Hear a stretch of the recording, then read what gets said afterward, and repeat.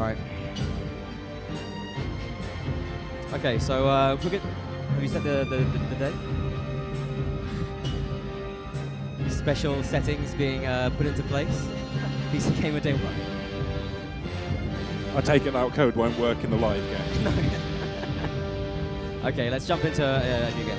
What we're actually doing is loading a save game here. We're going to tell you what we're doing and where we're headed with it once we get started with the demo. But the first thing we want to do is we want to make ourselves a face to play for the demo with. Right, okay.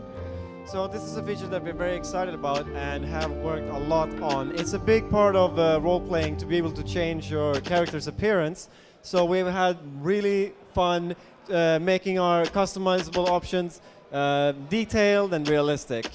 It's still a work in progress, but it's turning out just like we want it. And one of our goals have been to give the user absolute control, just like any other Mount & Blade feature. We have body type sliders, 2 of them, to change the body build and body weight.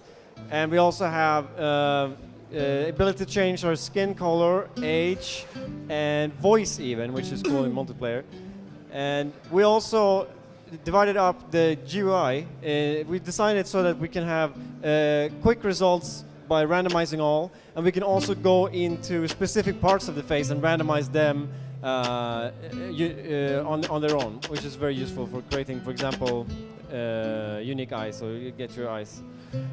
So another thing that is completely new in Bannerlord is animations on the face. It's not fully implemented everywhere in the game yet, but it's all laid out in the engines, so we can support this in conversations and in battle, basically everywhere we want. Of course, we also allow every player to customize their character fully in multiplayer. So you will all have access to this tool, and this is the tool we use to create our unique characters in Bannerlord as well, and also our generated characters. So to demonstrate a little bit of the power we have in this character customization in Bannerlord so far, I prepared a few faces, and let's go through them. Maybe you can recognize one of them. And this guy.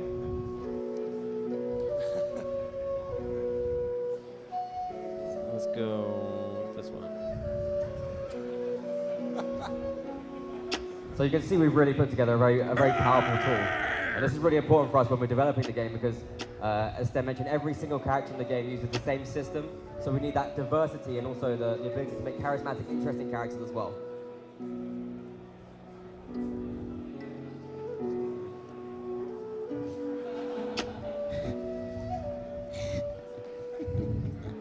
Obviously, the animation, again, since it's a generic system, we can animate all the characters in our game, and that's the benefit of using a standardized system for all the characters as well.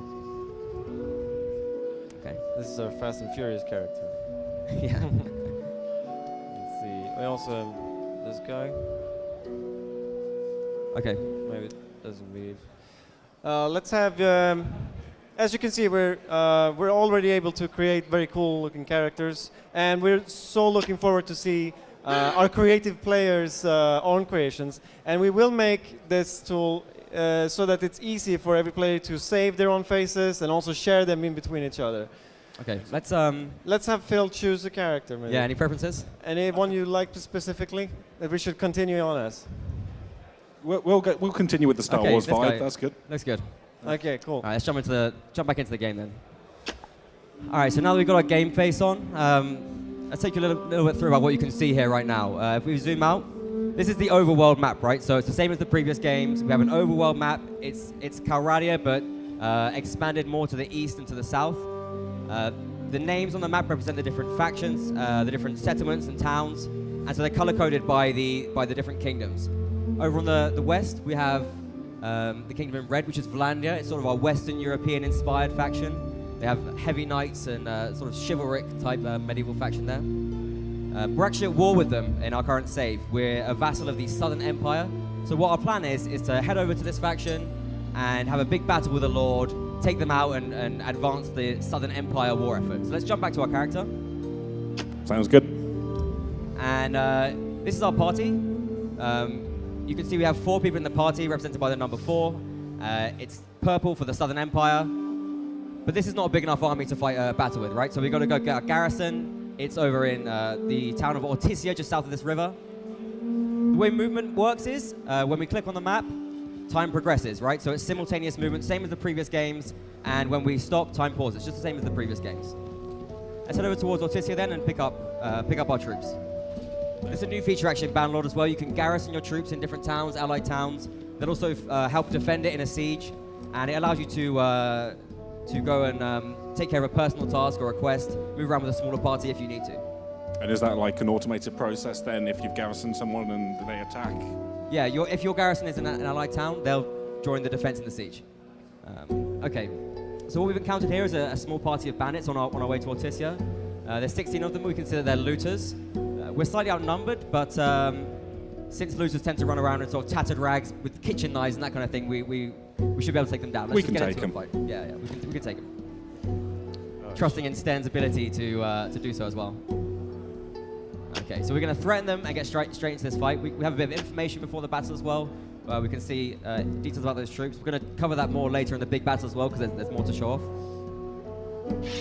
All right, so it's an example of a small battle in the game. And as I mentioned before, it's action, RPG, strategy, and simulation. So essentially what you have in the battles is the action portion of the game, right?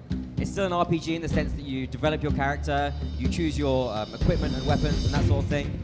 But when it comes to the battles, it's very much player skill. You fire an arrow. If that arrow hits, that's what does damage. Nothing to do with your character. It's purely based on what you do as a player. We've got a few buddies with us, and we've got a nice big two-handed sword. We have a bow and a horse, so we're pretty well equipped. Obviously, we have a lot of different options in the game. You can, a great variety of different medieval weaponry that you can use. It can be hawk-mounted, dismounted, and we have a very direct combat system where, same as the previous games, but even more advanced. The direction that you choose with the mouse, that's how you're going to swing. It's the same with blocking as well. Very much involved. Oh my god! No! I got this! Oh god! Oh no! Take them down! Okay, so our advanced AI right now is basically taking us out. Well, one of our new features is that because we have this big two-handed sword, if we land it right, we can actually hit multiple opponents with one swing. We're getting butchered right now. Stop it! Okay. There you go. Yes. Oh, it's a massacre. Just about. We really had to carry our companions right there. They evaporated at the start of the battle. All right. Thank you. Good job, Steph. Yeah, very good. Okay, so before we move on, I mentioned we had the direct control, so it's still the blocking and attacking. We choose a direction, and it's very, very intuitive, but it's also very deep as well. We have players that have spent hundreds, thousands of hours even mastering and perfecting their abilities in the system. We get some information after the battle as well. The post-battle results. There's quite a lot of detail here as well. You can see Hamizan did okay, but the rest of our companions got completely wiped out, and we really had to carry that battle. Okay, so our enemies that were fortunate enough to get knocked out, we can take those prisoner, and it's a life of slavery for them when we sell them on later. We can also take their some of their weapons and goods. We actually have a crafting piece here that we can loot as well. Let's grab this. We're going to go into crafting we'll talk about that later. Yeah. Okay, that's perfect. So we can also just take the loot, equip ourselves directly. Let's head to Ortisia. Okay, so I mentioned that that was a bandit party. What bandits essentially do, and the reason that we kill them in the game, is because bandits are basically bullies, right? They pick on parties smaller than them. That generally means peasants, farmers, and this causes a problem for us because we really need our peasants and farmers to be making the trip from their villages to the towns, selling their goods, and that's what fuels our economy. As the peasants take their goods to the towns, they get manufactured to secondary goods, sold at the marketplace, and we take a cut of those profits. So we really need all the cogs of our economy working in the simulation to have enough money to pay the wages for our soldiers and then take on the larger battles as well. Yeah, it's a fully dynamic process, right? So even if something's interrupted while you're not around, while you're doing something else, that will have an effect on the world. Exactly, and the sort of the brilliant thing about this is as well, you can use this to your advantage, right? You can, if you don't like an enemy lord, you can go and harass all of his villagers, be a bandit yourself essentially, and you can starve his economy, and you'll see the results in the battle. You'll see that he has less troops, lower level troops, he can't afford to pay them, he can't afford to feed them, and everything has a knock-on effect in the sandbox game. But it will make the battles against that lord easier down the line, yeah. Exactly. Right, let's jump into a city, and Sten's going to take us through this. All right, so on the world map, when we come to a city, a settlement, we get this menu, right? Yeah. With the options that we have. We can go directly to the tavern or join a tournament or visit the Lord in his castle. And the reason we give these options here is because exploration is always a choice in Mountain Blade. And we do reward this in Bannerlord in different ways. And what we're going to do now is we're going to pick up a Lord, companion I mean, and a bunch of garrison troops that we left here with him. And he is in the tavern, we can see here. We also see a bunch of other information about the city, its walls, its garrison, and we're going to enter the tavern and then we're going to check out the marketplace. All right. So one thing that we have been working on a lot and are still working on is atmosphere and detail in the cities and culture, of course. So companions, travelers, and normal townspeople, they can come into taverns and they drink and they hang out with each other. And this is an imperial city then. So you'll see imperial clothes, hairstyles, and architecture all around the place. Even the board games that we have in this tavern, which you can play, is specific to its culture. And the musician is playing imperial music. So each faction has their own like cultural Yes. touchstones that are reflected within the live environment. Exactly, Yeah. and it's also apparent on the battlefield in warfare, in different weapons and combat styles. So this is our companion, we can talk to him. We're gonna ask him to rejoin our party with the troops, and we're also gonna ask him to follow us around in town. Because we're gonna need his support later. Okay, so we've got our army back now, but we're going to take a bit more of a look around the town and show you some of the ways in which you get rewarded for exploring and some of the sort of gameplay features we have within the town in Bannerlord. All right. So, Stan, take over. Yes. Okay, so as we head out the tavern, we find ourselves in the marketplace. We're going to take a little look around this scene, but first of all, we want to get our companion to gather up the rest of our friends in the town. So the guys that we were fighting with before, they're now walking around the town, doing their own thing, and this companion's going to go find them all, gather them, and bring them to our side, and sort of we'll form up our gang. You see one of them has already found its way to us now. And that feeds into the economy, right? As you gather more troops, you've got to deal with the supplies and and support all the armies that come in. Yeah, we're now sort of having to feed them and pay their wages and all of that. This is the marketplace in this town. All of the scenes in the game are all unique. So every city has its own town area you can explore. And then they're all obviously culturally based as well. So there's a lot of variety. There's 6 different cultures in the game. You can explore all of them, from the desert to the tundra.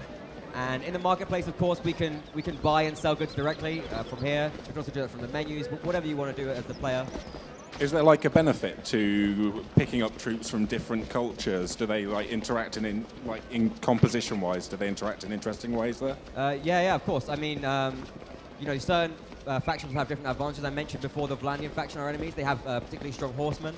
The Empire faction that we're in right now, their advantage is diversity. So they sort of do a bit of everything. They have some good armor as well. They're a great faction to be a part of, especially if you like to experiment with different styles. Okay, so what we're going to show off now is... I'm waiting for my troops. Okay, we're waiting for the rest of our guys to show up. We only have 2. Some of them, they can be sometimes quite far away in the scene as well, but they'll get here soon. So is that in like real time? Is he literally running to where the troops are? Yeah, he's running and picking them all up. Okay, so what we have here, he's back himself now. Here he comes. Okay, so now we got a gang. So what we're going to show off now, by heading into this back alley, is a new feature. It's a highly requested feature. It's something we're excited about really as well. It's crime. And Sten's going to talk us through this a little bit. So we see here that we're confronted by a group of thugs. What they've done here is that they've taken over this alley and they're running some sort of criminal activity here. And we're not going to take any back talk from them, so we're going to, what we can do is we can beat them up and make sure that they don't hang out here.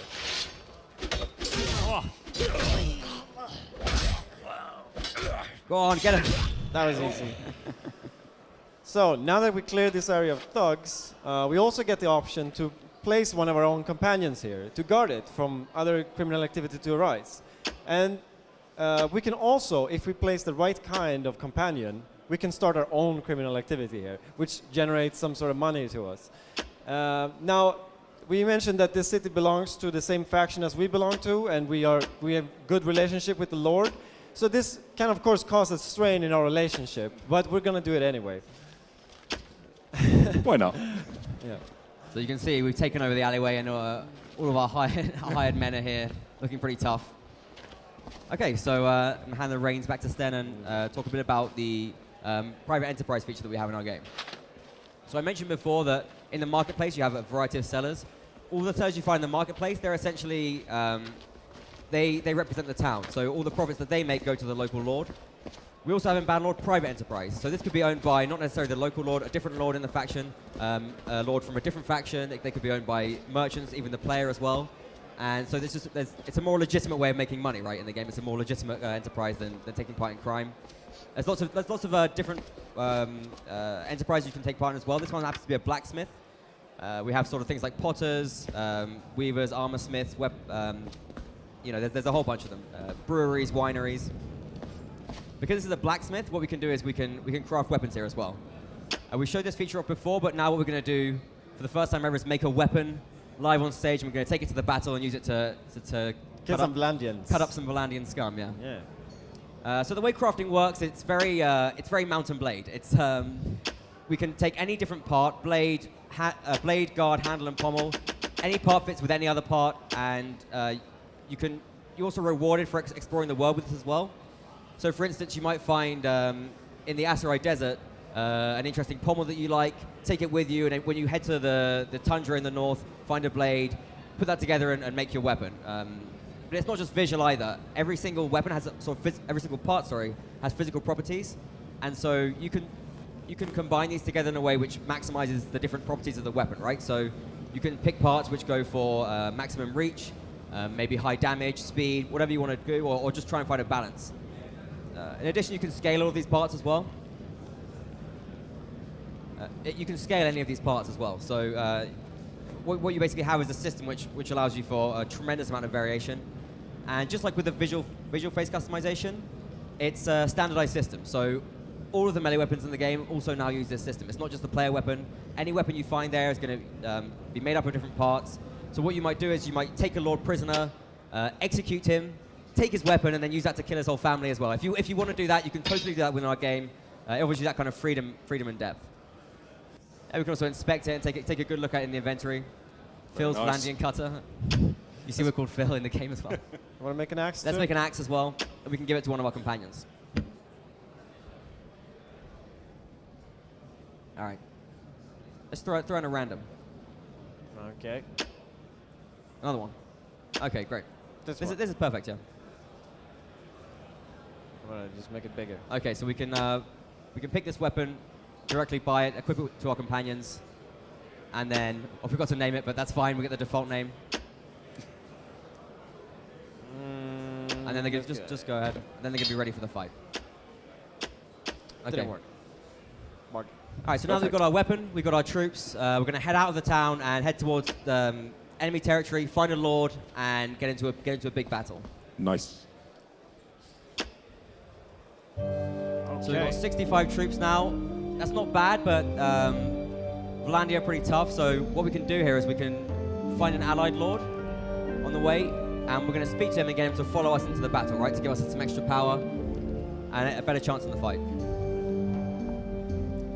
So this guy Nifon, he's another lord in the same faction. We can get him to follow us, and before we do that, you can see in this dialogue option here we have a hint of our new feature, which is called influence. How this works is basically a new currency on our game, in addition to money and relation. What we can do is we can spend influence to get this guy to follow us, and it's a bit of like an IOU, right? So we can gain influence by doing work for our faction, spend it, and we can get some sort of command and get people to follow us and do various other tasks and requests like that. Okay, let's grab him and head towards Valandia. So influence, that's faction dependent, right? That's, faction dependent. So just while we're traveling over, like, one of the things talking to you previously, you've said a lot about the game, is that you've tried to make information more easily accessible. Yeah, we've worked so much on our UI. I assume, like, down the bottom there, everything's sort of within easy reach a lot more. Yeah, right. I mean, the previous game, it was pretty bare bones when it came to UI and the way we displayed information. So what we've done here was we presented on the world map extra information about how much food you have, morale, your current gold, troops, just some various useful little spots just to make it easier to play the game and just streamline the whole process of managing your party and your army. So now that we head towards Valandia, we're actually gonna fight this guy Ekerend, who's guarding the border. Go ahead. Yeah, you should wait until morning. Okay, go for it. So we're going to take you through now a sort of larger battle and show you the ways in which we've improved from the previous games. Obviously, because it's such a central part of the game, it's really important for us to work a lot on it and improve it as much as we possibly can. So Ekerend is going to give us a fairly hostile response because we're at war with him, but he's not necessarily going to attack us on sight. You know, he might feel a bit threatened. We actually outnumber him slightly here. Although he's a bit of a tough old guy, so we might still have a bit of a fight on our hands. Old Let's war just horse. deliver our terms and get straight to the fight. Okay, so we showed you before the pre-battle screen. What we get here is a bit of extra information about the parties involved. We can see Ekerend, and obviously when you have some larger battles, you can have multiple dozens of sort of lords on either side, and then get the sort of much bigger fights occurring. Let's just jump in and attack and get into the fight. So obviously all these characters we've met as well, Ekerend and Nifon, they're all going to be in the fight themselves, fighting. Nifon's over there with our cavalry. Ekerend going to be on the other side. So Sten, what's your battle plan here? First, I want to see what the enemy does. They should be on the other side here, and I want to check out what they're doing. There they are. So we've really developed the battles a great deal from our previous games, as I mentioned, and we of course have more troops on screen, more than we've ever had in any of our previous games.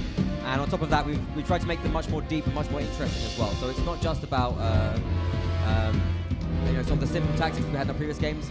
Different lords have different behaviors, they have personalities, and they like to play in different ways, like to command their soldiers according to their personality, and that's reflected on the battlefield itself. In addition to that, lords are much more reactive, they're much more intelligent, so we have sort of much deeper battle gameplay here. We can see Nifon, our allied lord there, with the cavalry. What's your plan then, Sten? It seems like Ekerend he's holding out on this hill. Yeah, he is. Well, I will get in closer and choose a nearby hill myself. So we have much more detail in the commands we can give as well. I mean, we can sort of draw out formations on the map, group them up in different ways. There's a great deal of improvement and advancement in actually just commanding the battle itself. And the other lord that tagged along with you, do you have full control over those? Because he's following us, yeah. we're the battle leader and we have control of his troops, yeah. He's going to take part as one of the horsemen. So you can see we have obviously Empire troops here as well. So they have their sort of Imperial armors and weaponry. And obviously because it's Mountain Blade, we have no kind of godlike fantasy powers. We're completely vulnerable in this fight as well, so we have to consider our own self-preservation as we're commanding our troops and moving around the battlefield. One thing also that we have to mention here is that all of these troops, because it's a Mountain Blade game, they all have their own AI, so they're all fighting and deciding their own attacks and blocks and movement in their own way. There's nothing it's not a general AI, it's all bit the individual troops, and then we have obviously the level of AI which is tactical as well, which is controlling the formations that are happening on the battlefield. There's a bunch of cool new AI features as well, so they have like self-preservation. So if they feel that they're too far away from their buddies and their allied soldiers, they're going to run back into formation and sort of rethink what they're doing as well. So what I want to do here is, I see that there's a dip in the landscape in between these two hills. And I want to lure the other lord and some of his troops, or all of them, down here, so that if I get the upper hand and they try to flee, they have to run upwards, and that way I can catch them better. So I'm not sure. I'm not sure if he's going to respond to this, but I'm gonna put my infantry down there to maybe get some of his troops to attack me, and then I'll be ready with my horsemen. Actually, I should put them in a flank position. We want to draw him off his hill. Right. And obviously we have... they're already coming. Okay. Ekerend's gone for the charge.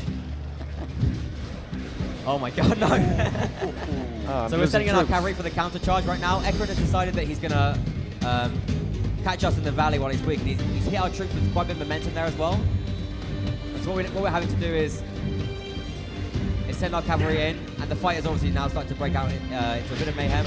We do have some archers though, and so they're able to fire into the fight. obviously we can join the battle as well, so if we maybe try and help out some of those troops. Let me see if I can find Eckhart. Oh, nice. And so we're using the sword which we crafted obviously in this battle as well. It's already doing some damage.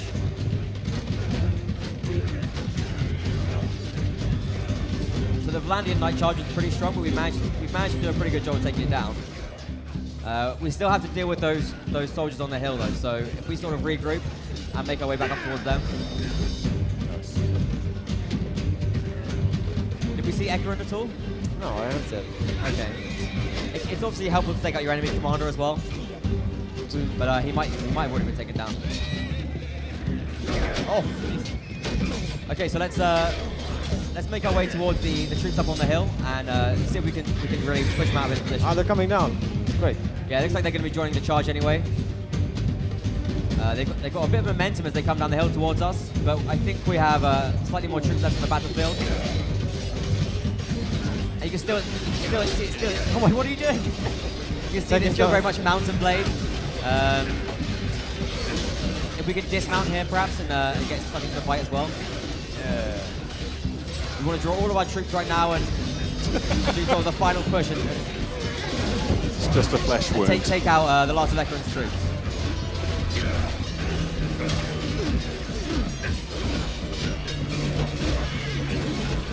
Okay, I think we're just about getting the upper hand. There we go. Nice. I need this. Thank you. Oh. So it just popped up there, earning skill points and stuff. That's still, the whole RPG side is still there. You've got all your skills you can level up. Oh no! Oh! What happened? I got messed up. Okay. It's cool. A new feature in New Bannerlord. feature, yeah. So when we get taken out, Doesn't mean you're we no lost. longer forced to sort of go through the simulation. You can watch the rest of the fight. Although we now can't give any more orders, so we're reliant on our troops to take care of the rest of this fight. And we can of course finish it quickly and let the simulation play out, but we're also free to watch what's happening. We get some extra information as well if we bring up the tactical screen. We can see exactly how the battle's going. So currently we're just about winning. The majority of Ekarin's army is taken down. We can see how all our troops are doing there as well in terms of the kills they're getting, how many have ran away, how many have been wounded, killed.